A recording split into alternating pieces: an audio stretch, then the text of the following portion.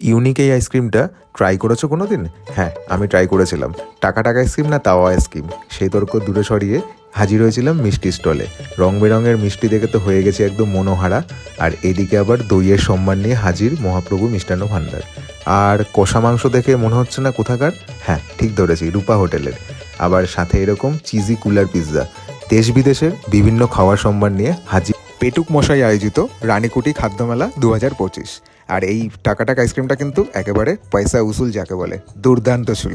আর এই গোলক আইসক্রিমটাও মিস করিনি সাথে আবার এরকম চাপলি কাবাব। আবার এইদিকে রেডি হচ্ছে এরকম চিজি শোয়ারমা রোল, সাথে আবার এরকম ভেটকি কুইস কবিরাজি।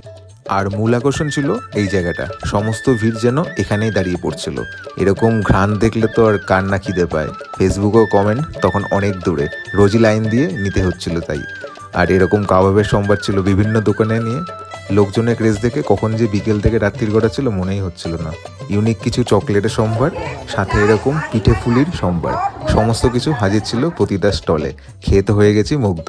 আর দীঘা ফিশ সেন্টারের এই ভেটকি গন্ধরাজ ফিশ ফ্রাইটা দেখে তো আমি অবাক। আর ঢেকিচাটা ছালের এরকম গরম গরম ভাপা পুলিটা খেয়ে লাগছিল কিন্তু বেশ। 20 টাকা পার পিস, জমজমাটি শীতের বিকেলে। আর খাদ্যমেলায় এরকমই তো চাই, কত কিছু খাওয়ার। খিদে পাচ্ছে, এবার বিরিয়ানি নিয়ে বাড়ি যাই। টাটা।